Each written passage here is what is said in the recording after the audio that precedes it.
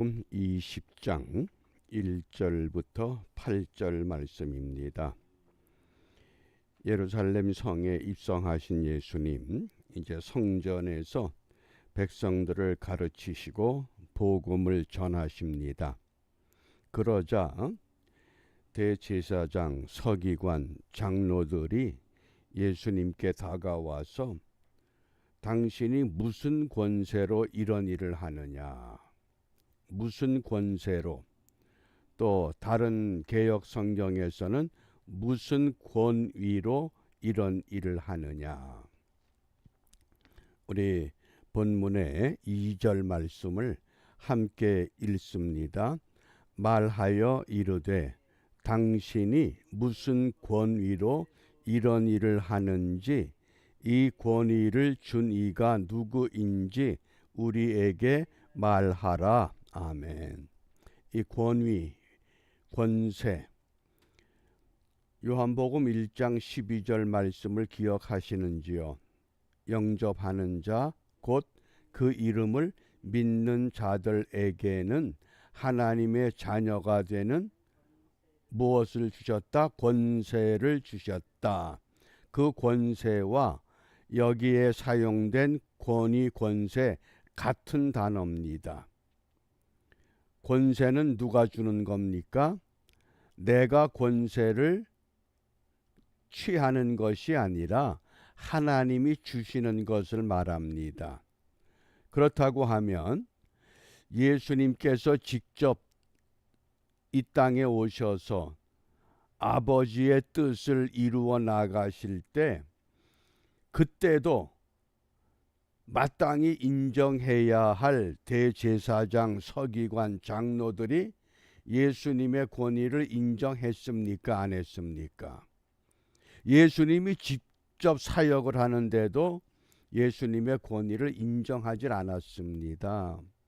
왜냐하면 당시 성전의 모든 관리를 누가 책임을 지느냐? 산헤드린 공회에서 관리합니다. 그러니까 성전에서 비둘기를 팔든 돈을 바꿔주든 그 모든 것들을 산헤드린 공회에 파송된 직원이 관리를 합니다. 그런데 예수님은 어느 날 갑자기 나귀를 타고 예루살렘 성에 오셨습니다. 그리고 성전에 오자마자 누가복음엔 없습니다마는 다른 복음에서는 성전에서 돈 바꾸는 자의 상을 뒤집어 엎어버립니다. 비둘기 파는 자들의 상을 뒤집습니다. 그러니까 그 사람들을 누가 파송합니까? 산헤드린 공회에서 파송을 한 건데, 그것은 산헤드린 공회가 책임을 지고 성전에서 오늘 예수님께서 가르치고 복음을 전하는 겁니다. 요즘으로 말하면 자격증이 없다, 그 뜻입니다. 자격도 없는 당신이 무슨 권위로, 무슨 권세로 이런 일을 합니까?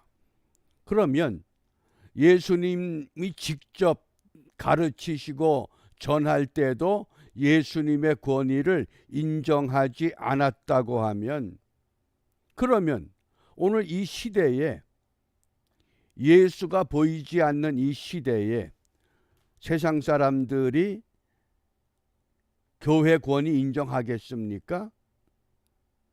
교회가 정말 권위를 인정받고 교회가 세상 사람들로부터 교회답다고 하는 평을 듣기 위해서는 어떻게 해야 됩니까? 내가 먼저 예수님의 권위를 인정을 하고 예수님을 믿음으로 따라가야 합니다. 그렇지 않으면 도저히 이 권위가 회복되질 않습니다. 그 옛날 우리 역사적으로 보면 교회의 권위가 인정을 받았던 때가 있습니다. 그때가 우리 역사에 보면 1919년 3월 1일 3.1운동 만세 사건 때에, 그때는 기독교인들이 세상으로부터 인정을 받았습니다. 그 당시 인구가 대략 2천만 명. 그런데 교회와 성당의 수가 3,252개, 그리고 신구교 합쳐서 교인이 대략 20만에서 30만 명. 그러니까 인구 대비율로 보면 5%가 안 되던 때입니다. 그런데 3.1 운동을 누가 주도했습니까? 기독교인들이 했습니다. 그래서 세상 사람들이 야, 정말 교회는 이것이 교회구나, 예수 믿는 사람들은 이런 사람들이구나 인정을 해줬습니다. 역사적으로 놀라운 일을 이루어냈던 때도 있었습니다. 그런데 지금은 어떻냐? 예수님이 직접 나서서 가르치고 전해도 알만한 사람들이 인정을 하지 않는 이런 흐름을 볼 때에 과연 이 시대에 오늘 믿음의 사람들이 어떤 삶을 살아야 되겠느냐? 우리가 한번 이 말씀을 중심으로 내가 과연 믿음의 생활이 예수님의 권위를 세울 만한 믿음인가? 어떻습니까?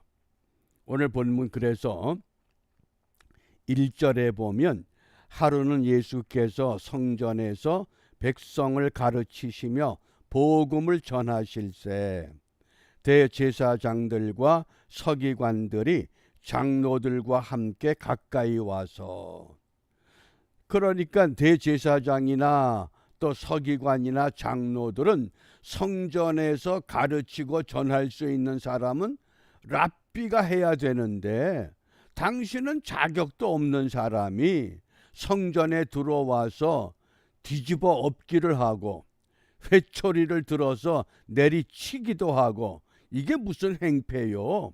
그러면서 아주 조용히 지금 예수님께 따진 겁니다. 그러니까 예수님께서 어떻게 합니까?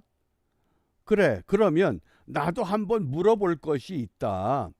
그리고 예수님께서 이런 말씀을 하십니다. 3절과 4절입니다.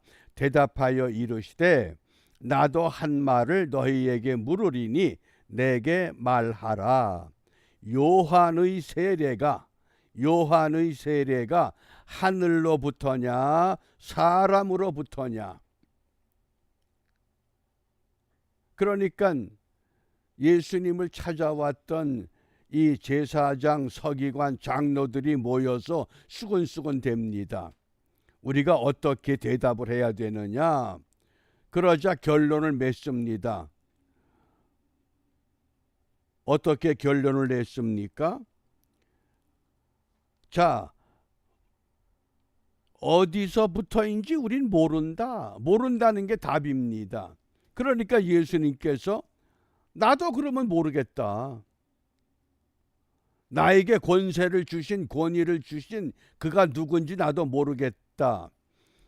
예수님의 이 질문이 서기관들, 제사장, 장로들의 입을 봉해버린 겁니다. 왜냐하면 요한의 세례가 하늘로부터라고 하면 왜 너희들이 믿지 않았느냐? 요한을 죽였지 않습니까? 그러니까 그것이 걸림돌이 되고, 또 사람으로부터라고 하면 요한을 추종했던 많은 사람들이 민중 봉기를 일으킬 겁니다. 그러니까 이러지도 못하고 저러지도 못하고 진퇴양난입니다. 그럴 때 예수님께서 그래, 그러면 나도 이 권세를, 이 권위를 어디서부터 받은지 나도 말하지 않겠다. 너희들 스스로 판단하라. 이렇게 결론을 내립니다. 그러므로 우리가 오늘 이 말씀을 통해서 무엇을 기도하라고 하시는가? 이 땅에 주님의 이름으로 세워진 모든 교회, 예수 그리스도를 구세주로 믿는 모든 그리스도인들, 그들로부터 예수님의 권위가 세워지지 않는다 그러면 예수님이 직접 오셔서 다시 복음을 전하고 가르친다고 해도 믿을 사람이 없을 겁니다. 이제 문제는 과연 먼저 예수 그리스도를 구세주로 믿는 믿음의 성도들이 세상에 나가서 예수님의 권위를 얼마나 인정하고 세워가고 있는가. 우리가 그것을 회복하고 그 일에 전념해야 됩니다. 아, 내가 잘못 살았구나. 내가 잘못 살았기 때문에, 잘못 믿었기 때문에 세상이 이렇게 요지경처럼 변했구나. 그러므로 우리가 이 아침에 기도할 때에 요한복음 1장 12절 말씀을 다시 한번 생각해 봅니다. 영접하는 자, 곧 그 이름을 믿는 자들에게는 하나님의 자녀가 되는 권세를 주셨으니, 이 권세가 오늘 예수님을 향해서 질문했던 권세, 권위와 같은 단어입니다. 에쿠시아라고 하는 것. 이 권세가 우리는 예수를 믿었기 때문에 하나님의 자녀가 되는 권세를 부여받았습니다. 그럼에도 불구하고 그 권세를 누리지를 못합니다. 그 권세를 사람들에게 드러내지 못합니다. 그러므로 오늘 우리 기도는 분명해져야 됩니다. 하나님, 나로 하여금 세상에 나가서 하나님의 자녀답게 살아가게 하옵소서.